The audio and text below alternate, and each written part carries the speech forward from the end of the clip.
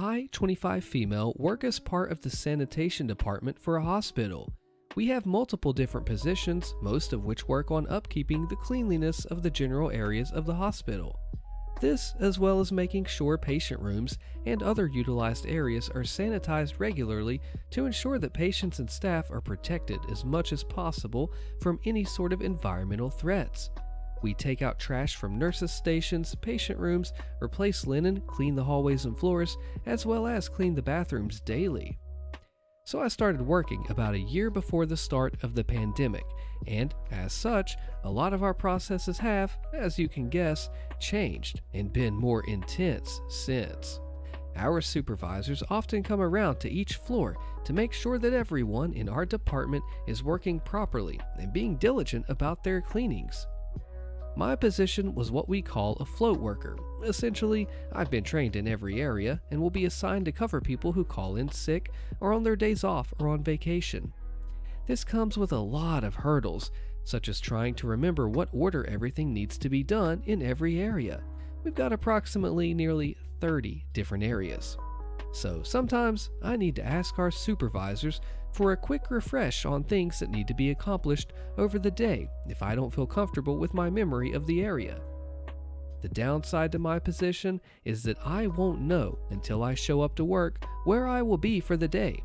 I don't mind this, as it allows me to see a vast amount of the hospital and build a rapport with nursing staff and doctors all around. Usually, if I'm covering for someone's vacation or time off, I will know ahead of time, as my posted schedule will have me in their position for that time. Now to the story. About a year and a half ago, I was scheduled to cover one of our guys who works in the operating room, or the OR for short, for about a month. For a little more context here, our OR team consists of 4 people. One person comes in at 6, my position, which came in at 8, and 2 other positions that come in at 9 and 11. Now, I don't mind this, as I was well acquainted with the staff there and the area in general, since for a while I was set to cover the same person at least twice a week at the beginning of the pandemic. On top of that, working for the OR usually came with a fair bit of free time, since there wasn't a whole lot to do other than ready the room for the next patient that would be coming through. And the stuff that you were assigned to do other than those rooms were usually finished before your first break anyway. There was one downside. Steve, 56-year-old man. Steve was our afternoon guy. He came in at 11 and ended his shift usually at around 7:30, but later if the OR dictated it. He's a scumbag, the sort of person who thinks LGBT people are just mentally ill, and has told me at least twice that I am not built for working and that I should be in the kitchen at home preparing dinner for my husband. I'm a very open lesbian and he refuses to accept it. This paired with him being the epitome of a teacher's pet. You did something just a little too slow, he called our supervisors. Overrun with work and you couldn't get to your secondary task right away, he called our supervisors. Went to your break just a little bit late because a patient finished surgery 5 minutes before you were supposed to sit down and relax for a tiny bit? Well, you can guess what he would do. Steve was the reason not a lot of people like to learn how to work the positions in our OR. If the constant calling of supervisors wasn't enough, which, trust me, it is for most people, he would insist on commenting on how you did things, try to teach you better ways of cleaning if you weren't being absolutely efficient, and he would harass people constantly, especially the women, asking them if they had done this or that. And most of all, he loved to try and boss everyone from our department around. Our other OR guys have gotten used to this by now and just ignore him for the most part. But I, on the other hand, love to take the crap out of him, sometimes, well, just because it's fun. The first week of my month-long stint in the OR went without most of a problem from Steve, as I am normally very diligent about my work anyway, so I don't leave stuff too long to give him any reason to talk to me. The second week is where the malicious compliance truly takes place. It was one of the busiest weeks of the OR for the year, where we would normally average just under 35 cases a day in our 10-room OR. This week, we averaged 52 a day. Cases were concluding in record time, as the nurses and doctors wanted to get the heck out of Dodge before any extra cases could be added on. This meant that our little team of 4, myself, Steve, and 2 other guys, were cleaning a room right in time to then clean another room. This was the most stressed that I'd seen any of these guys be, but Steve, worst of all.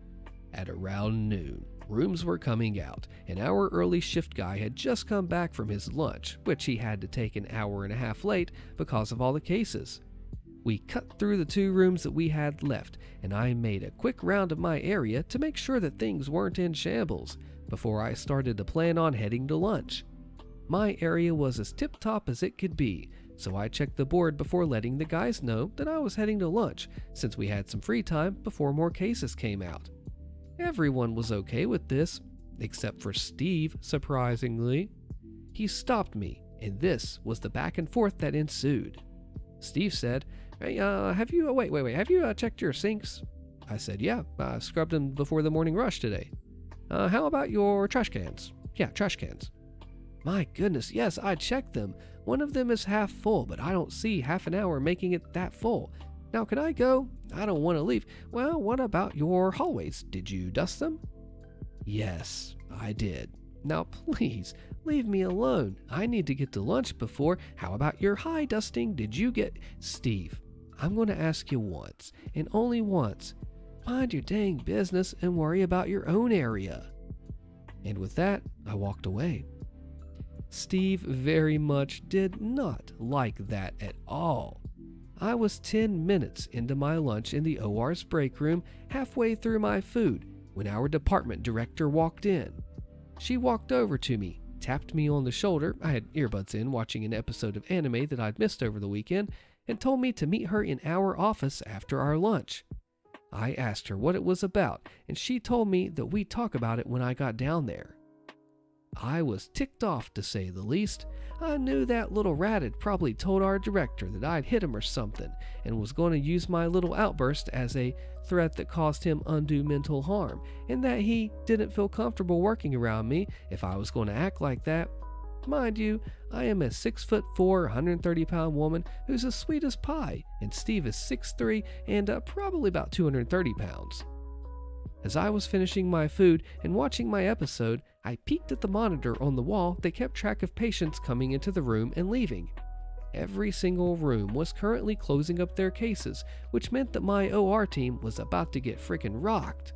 I panicked for a moment, and then I remembered what had happened with Steve, and I couldn't help myself from laughing a little bit. Cue the sweet, sweet malicious compliance. I put my lunch bag away with the other bags in the back of the break room. I took the last sip of my soda as I tossed it and walked out with a grin on my face. On my way to the elevators, I saw that they had only done 1 room so far, and judging on that, I assumed it would probably take them another hour and a half to get everything finished for the rooms. Steve saw me on the way out and stopped me. "Oh, hey, Austin, get your hairnet on. We have 9 other rooms that need to get cleaned." "Oh, I'm just so sorry, Steve. I was asked to come down to the office by our director. She had something that she wanted to discuss with me and told me that I had to come immediately after my lunch and not to worry about that, but we are getting overrun with work." I don't see how that's currently my issue, Steve. If I don't talk with her, I might get fired for insubordination. So, good luck. I'll try to be as fast as I can," and smiled as I turned away. I got down to our office, and the director is sitting with one of our HR representatives. She motions me to close the door and sit down, so I do. Surprise, surprise, she pulled me in to talk about the fact that someone, of which she couldn't technically name, but everyone knew who was being talked about, came to her with a complaint about a hostile encounter in which I made the person feel uncomfortable. I laughed a little bit and told them what had happened from my point of view. The director just kinda put her head in her hands, and the HR rep had to stifle a chuckle. It got quiet for a few moments, so I asked if I was going to lose my job over this. Our director said that originally it was going to be a strike on my record and some disciplinary actions such as taking some online courses about de-escalation of conflict in hostile work environments, as well as an in-service about what to do when a coworker and you don't agree on something. But after hearing my side of the story, along with the plethora of other reports made by Steve about people in the department, she realized that she had probably shouldn't have gotten HR involved until she heard my side of things and dismissed both the rep and myself. As I walked after the rep, I remembered those times that he looked down on me for being a woman. Instead of heading back upstairs to the crap show that awaited me, I closed the door, turned back around, and sat down. She looked up from her laptop, sighed, and asked what I needed. I just smiled and said, "Hey, I'd like to lodge a complaint about Steve." She stared at me for a few moments and then asked me to detail my complaint. Here's the list of things that I had gotten her to put into this complaint: micromanagement of peers, creating a hostile workspace, unnecessary reporting of coworkers, bullying, misogyny, even discrimination of LGBT coworkers. We got sexual misconduct. Once he told me that I like other women because you didn't have a guy who could do things to you good enough. After going through the list, providing examples and approximate dates for said examples, my director just kind of shook her head and put her fingers up to her temple. I looked at her and I just said, "Bad day to be Steve?" And she nodded. "Yeah, bad day to be Steve. You can head back to work. I'll talk to him before I leave for the day." I left the office, headed back up to the OR a whopping hour later, and our OR team looked frickin' dreadful.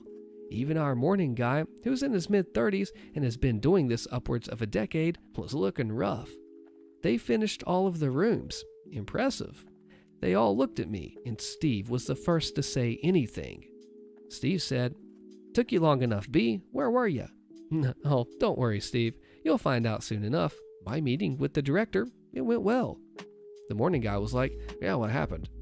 "Well, someone complained about me being aggressive, and it ended up turning into a conversation that would definitely eliminate the hostile work environment that was created here." Steve, smiling, said, "Good. Last thing we need is someone to feel uncomfortable up in here." "Oh, of course, Steve. Wouldn't want anyone to feel attacked or anything, right? Oh, also, Steve, I had a question for you. Have you checked your break room yet? Last I saw, the trash was overflowing onto the floor." Steve left in a panic, and the other three of us laughed. The fallout. Now, so far, it might seem like this belongs on Nuclear Revenge, but sadly, the fallout wasn't what I was hoping, but it was still sweet to hear. I was informed from our director about what had happened with Steve. Since I was the person who levied the complaint, I was entitled to hear about any actions taken to correct what I had complained about in an attempt to let me see that action was taken on my behalf. She said that he would have been outright fired if I wasn't the only one who levied these complaints. While they took it seriously regardless, without other women stepping forward to say anything, they couldn't fire him off of my complaints alone. That being said, Steve was still reprimanded hard and was slapped with 2 strikes, 3 strikes gets you fired, and a year worth of online learnings and in-service trainings for things such as discrimination, misogynistic reform, LGBT learnings, and so on. He was also told if it was reported that he said anything close to what he said to me again, he would be fired and blacklisted from hospitals in the state. In good news, since then, I've become a lead for our day shift. While I maintained my float status, covering people who were sick and whatnot, I did gain a few more dollars an hour, some leadership responsibilities, and, most important of all, a fancy title to tell Steve to screw off with. Have you ever met an untouchable coworker? Well, they think they're untouchable, but the fact of the matter is, they're not whenever someone has the guts to stand up to them and just do what they know to do. What would have you done? Karen called the police because I'm going out at weird times and slaps me. I was a 16-year-old from Serbia, and I live in the building next to my grandmother's, but our entrances don't face each other. Now, our buildings are divided into several buildings. Strange, but each entrance functions like its own building, as if we only share walls. You can't exit one entrance to get to another without leaving the building. Now, I live in the entrance facing another building. If I go around it, the other entrance leads to my grandmother's apartment. Unfortunately, my grandfather passed away 8 years ago, leaving my grandmother alone in her apartment. My parents, back then behind my back, saw one empty room and asked my grandmother if we could turn it into my private room because I needed privacy. My grandmother was thrilled with the idea. After discussing it with me, we made the room for me. Since I followed my grandmother's rules and helped her, I didn't spend all my time at her place. Instead, I switched between apartments as needed. For example, I'd come home from school, leave my things, and go to my grandmother's to sleep, and then return home in the morning to have breakfast. I had a sort of routine for when I went where, with an accuracy of plus or minus an hour. Now, I live in the entrance facing another building. If I go around it, the other entrance leads to my grandmother's apartment. Directly in front of my entrance is another entrance, and above it, on the window, 70% of the time when I went out, there was an elderly woman. She always looked at me somewhat grumpily as I passed by. Sometimes I glanced at her, but I had headphones on and often wore a hoodie, so I ignored her. When I had the second shift, I usually got home at around 8:20, and then I went to my grandmother's around 10:30, of course with exceptions. That woman was almost always there, but it didn't bother me because, hey, why would it? I saw her for 20 seconds a day. Once when I was leaving my house to go to my grandmother's without headphones or a hoodie, she finally said something. "You're gonna get high again." Huh? "Every day you go out with a hoodie over your head in the dead of night." It was 10:30 then. "I can clearly see what you're doing." What am I doing?" "You're dealing illegal substances. What's that in that backpack?" "That's none of your business. It's just a laptop and equipment." "I think it's drugs. Open it and let me see." I felt like telling her that the only thing I would open for her is a punch in the face. Leave me alone, and I just walked away. The next day, she was waiting for me outside the entrance. "What's in that bag?" "You're a psycho. If you don't tell me, I'll call the police." "Call whoever you want. I'm out of here." I left while she was yelling at me. The next day, 2 police officers were waiting for me outside the door with Karen. "That's him. He's the local dealer." "What's going on?" "We'll refer to police officers next. We received a report that illegal substance trafficking is taking place here." I'm looking at him like, is this for real? "As absurd as it may seem, we have to check it out." "Can you search me and let me go then?" "We'll search you, but we won't let you go immediately because the lady said that she saw you dealing." That woman is crazy, but do what you have to do. I just want to get this over with. Cop 1 searched me while Karen was yelling about me being a dealer. "How old are you?" "I'm 16. "Do you have an ID?" "I literally went to the building next door. I don't even have a wallet. Can I go to my apartment and get it? I'll leave my backpack with the laptop as collateral that I'll return." "You live here?" "Yeah." "I'll accompany you to the apartment, but won't enter." "Okay." When I returned to the apartment, my parents asked what I'd forgotten. I said, "Can I get my wallet? My ID's inside. I want to buy a juice." By the way, I really did want to buy a juice for later. I returned to the police officer, and my parents hadn't noticed anything yet. Not yet. We returned outside, and I showed my ID, which was valid. "There's nothing in the backpack. The kid didn't cause any trouble. Let's just be real. Just look at him." "I know he has stuff. I saw him." "Where?" At this point, Karen made a mistake, pointing to the place under the cameras. "When?" She said the exact date. "Great. Hey, we can check the cameras." Realizing her plan backfired, Karen did the only sensible thing. She slapped me. Cop 1 handcuffed her and put her in the car while Karen was screaming. A small detail about me. I have a lot of pimples. I know one person who's approximately as many pimples as I do, and that's it. When you slapped me, it bled because I barely felt the slap, which made it look worse than it actually was. Cop 1 went and informed my parents. They came out and my mom wiped away the blood while my dad talked to the police. He asked the officer if he could send me to wash up, and the Cop 1 sent me. Karen was convicted of assaulting a minor and misusing the police. Since we managed to hush up the whole story from the neighbors by some miracle, no one saw anything. Karen received a punishment and a stern warning. I was late for playing with my friends, which cost me a good heist in GTA. Now, she wasn't in jail, but good enough warning that she didn't say worse to me since then, but she's still in her usual spot, next to a window, just glaring. I think it's hilarious, like, she had this so cool plan, and then when she finally realizes it slips up, she hits you. Like, how is hitting in front of 2 police officers, in front of a minor, going to make anything better? I don't get the thought process, but, like I always say, Karens don't have a thought process. What have you done? This is crazy. Karen steals and destroys my car, but the cops arrest me. Click the video on your screen to find if Karen gets justice served to her, and I'll see you there.